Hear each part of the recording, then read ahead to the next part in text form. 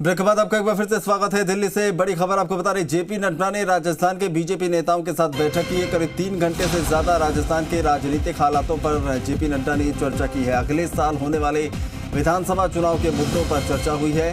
BL संतोष के राजस्थान दौरे में मिले फीडबैक के आधार पर बैठक में चर्चा की गई है। सूत्र ये बता रहे हैं आपसी मतभेद खत्म करने पर जोर दिया गया है।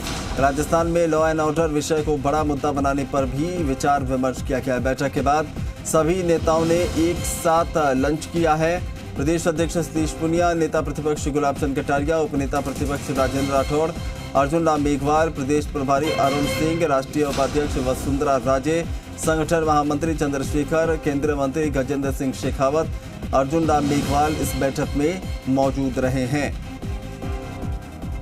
मनोहर विश्नोई हमारे सहयोगी ज्यादा जानकारी के साथ जुड़ रहे हैं। मनोहर, बेहद महत्वपूर्ण कई लिहाज से ये बैठक, क्या कुछ इस बैठक में चर्चा हुई है और सबसे महत्वपूर्ण कि एक साथ सभी नेताओं ने लंच भी किया, किस तरह की तस्वीरें दिखी? जी बिल्कुल अभिनव, देखिए बीजेपी के लिए, प्रदेश बीजेपी के लिए सबसे महत्वपूर्ण बैठक कही जा सकती है, क्योंकि आगामी जो भी परिवर्तन देखने को मिलेगा वो इस बैठक में चर्चा किए गए हैं।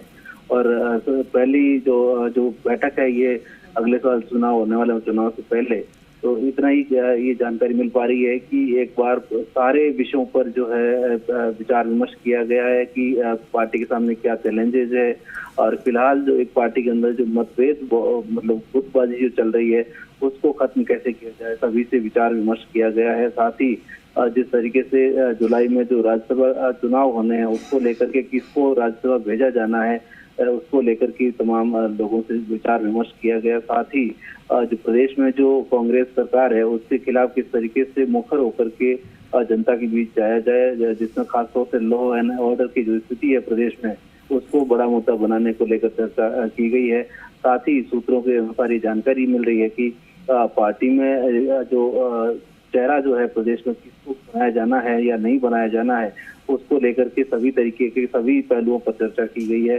साथ ही नड्डा ने ये भी मन टटोलने की कोशिश की है कि जो तमाम जो सीनियर नेता जो मौजूद थे इस बैठक में कि उनके मन में पार्टी के प्रति क्या विचार है और वो किस तरीके से आगे पार्टी को सत्ता में लाने के लिए अपने तरीके से प्रयास कर सकते हैं। तो ये तमाम चीजें हैं, इस पर विचार विमर्श किया गया।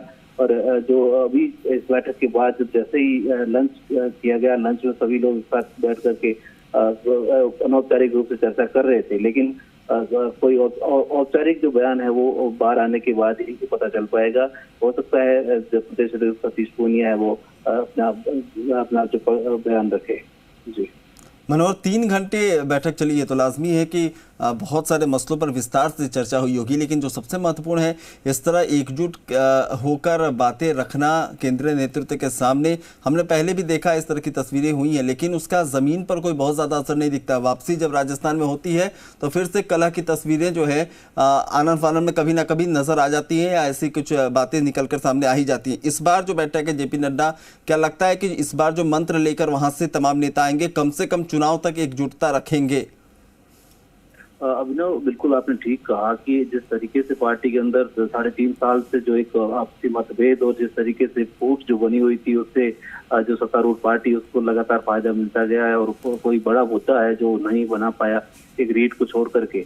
तो उसके बाद जिस तरीके से थोड़े दिनों पहले जेपी नड्डा ने एक एसटी मोर्चे की एसटी के जो प्रबुद्धजनों की मीटिंग करी थी, उसके बाद में बीएल संतोष 2-3 दिन पहले यहाँ पर जयपुर आकर गए हैं और उन्होंने जो यहाँ से लोगों से जो मन टटोला और जो फीडबैक मिला है उसको जो प्रदेश अध्यक्ष के सामने रखा है।